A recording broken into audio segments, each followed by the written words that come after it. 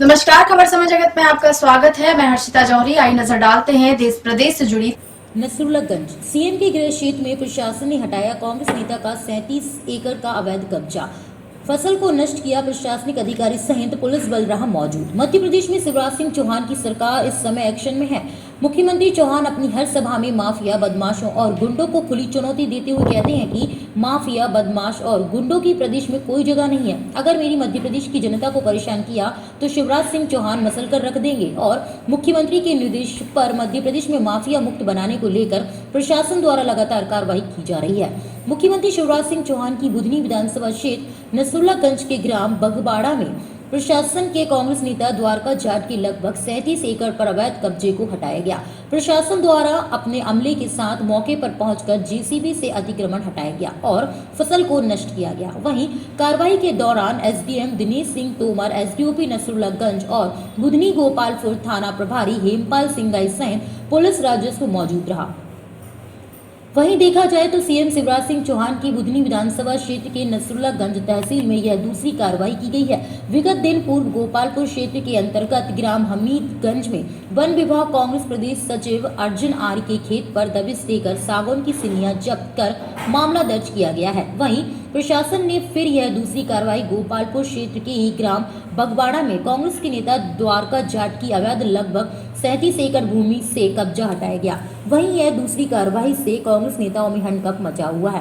कांग्रेस प्रवक्ता गोपाल शर्मा ने बताया कि बीजेपी सरकार द्वारा बदले की भावना से कांग्रेस के लोगों पर कार्रवाई की जा रही है। यह बीजेपी की दमनकारी नीति है जो कांग्रेस के लोग उनके विधानसभा में उनके खिलाफ आवाज उठाते हैं और उन्हें दबाने का काम किया जा रहा है।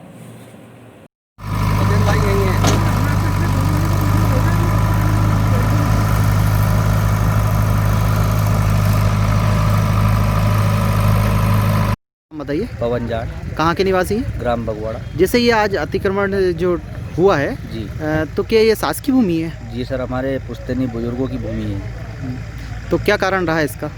जी सर, ये राजनीति के षड्यंत्र के चक्कर में हमारी भूमि पर आज जेसीबी चलाई गई है और इसको हमने 22 तारीख के रोज माननीय तहसीलदार महोदय नसरुल्लागंज को कारण बताओ नोटिस के संदर्भ में हम गए और हमने जवाब दिया और बिना किसी सूचना के और आज उन्होंने ये कार्रवाई कर दी। कितनी ज़मीन है वैसे? ये ज़मीन 35 एकड़ के आसपास है। ये किसके नाम है ये ज़मीन हमारे दादी के नाम पे। तो इसमें क्या अभी भाई बटान नहीं हुआ कुछ? नहीं हुआ ये, और इसका हमारा हाई कोर्ट की डिग्री है हमारे के पास। इसमें क्या है उसमें? उसमें नामांतरण का दिया हुआ है, राजीनामा हो गया था। राजीनामा में उन्होंने कहा कि ये चारों को नामांतरण की जाए। नामांतरण जी। तो फिर अभी तक आपने नामांतरण क्यों नहीं कर पाई? ये क्या है, हमारे पारिवारिक उसमें नहीं हो पाई। पारिवारिक विवाद। जी, सरकारी जमीन पे से कब्जा मुक्त कराने के लिए पुलिस की मदद मांगी गई थी। थाना गोपालपुर क्षेत्र में बगबड़ा गांव है जिसमें गोपाल के द्वारा सरकारी जमीन 37 एकड़ पर कब्जा करके खेती की जा रही थी, जिससे आज प्रशासन द्वारा मुक्त कराया गया। आज प्रशासन ने एक अतिक्रमण तोड़ा है, वर्षों पुराना अतिक्रमण है। एक कांग्रेस कार्यकर्ता का जिस हिसाब से बताया जा रहा है, क्या है पूरा मामला और कांग्रेस अब क्या करेगी? जैसे कुछ दिन पूर्व एक कांग्रेस के जो प्रदेश सचिव है उनके यहाँ भी कार्रवाई करी थी प्रशासन द्वारा। वन विभाग ने यहाँ से लकड़ी लेके आए और आज जमीन को लेकर काफी पुश्तैनी जमीन जैसे बताई जा रही है उनकी। उसके बाद प्रशासन ने साथ की भूमि बताकर आज कब्जा हटाया है। क्या करें? देखिए, बुधनी विधानसभा में कांग्रेस की दो सशक्त आवाज जिन पर विगत 2 दिनों में लगातार कार्रवाई हुई। पहले हमारे साथी अर्जुन आर्य जो मध्य प्रदेश कांग्रेस कमेटी में प्रदेश सचिव के पद पर कांग्रेस की कार्यकर्ताओं को और भारतीय जनता पार्टी की सरकार की विफलताओं को उजागर करते आ रहे थे। दूसरा मेरा एक साथी जिला कांग्रेस कमेटी में प्रवक्ता के पद पर द्वारका जाट जी हैं। द्वारका जाट ने विगत कई वर्षों से भारतीय जनता पार्टी की सरकार की विफलता हो, जनहितैषी मुद्दे हों, आदिवासियों की बात हो या रेत खनन की बात हो या शिवराज सिंह जी चौहान और उस समय की विदेश मंत्री सुषमा स्वराज जी के झंडा पकड़ने की बात हो, द्वारका जाट ने उस लड़ाई को पूरी ईमानदारी से लड़ा था। द्वारका जाट किसी भी प्रकार से कोई भूमाफिया नहीं है। द्वारका जाट विशुद्ध रूप से एक ईमानदार किसान है। द्वारका जाट की पुश्तैनी जमीन जो न्यायिक प्रक्रिया के तहत जिसमें डिक्री आदेश हुआ है, उस डिक्री आदेश की अवहेलना करते हुए प्रशासन ने उसकी जमीन से उन्हें बेदखल किया है। ये पूरी तरीके से मेरे अनुसार से ये गैरकानूनी है।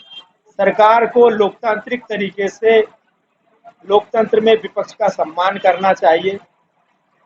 द्वारका जाट, अर्जुन नाहर हो या फिर कांग्रेस का कोई भी लीडर हो, वो लोकतांत्रिक तरीके से अगर सरकार की वैचारिक और रचनात्मक अगर विरोध कर रहे हैं तो उस विरोध को भारतीय जनता पार्टी और सरकार को स्वीकार करना चाहिए। किसी भी तरीके से गलत तरीके से दमनकारी तरीके से अगर आप कांग्रेस के नेताओं को कार्यकर्ताओं को, जैसा सुनने में आ रहा है कि एक बड़ी लिस्ट कांग्रेस के कार्यकर्ताओं की और नेताओं की शिवराज सिंह जी चौहान के पास गई है, मुझे नहीं पता गई है या नहीं गई है। अगर इस तरीके से दमनकारी तरीके से अगर कांग्रेस की आवाज को, लोकतंत्र के मजबूत स्तंभ विपक्ष को अगर इस तरीके से प्रताड़ित किया जाएगा तो ये लोकतंत्र की हत्या है। कांग्रेस इसमें क्या करेगी? देखिए, अब कांग्रेस के बड़े नेताओं को इस चीज को संज्ञान में हमने डाल दिया है। अब कांग्रेस किस तरीके से इस मुद्दे को, इस बात को कांग्रेस के कार्यकर्ताओं के हित में, कांग्रेस के नेताओं के हित में, इस बात को उनकी रक्षा के लिए, उनकी सुरक्षा के लिए और उनके हितों की रक्षा के लिए किस तरीके से करती है, मुझे विश्वास है हमारे बड़े नेता कांग्रेस के कार्यकर्ताओं के हितों की रक्षा करेंगे। नसरुल्लागंज से खबर समय जगत के लिए हेमंत वैष्णव की report. For latest news, subscribe to our channel and press the bell icon.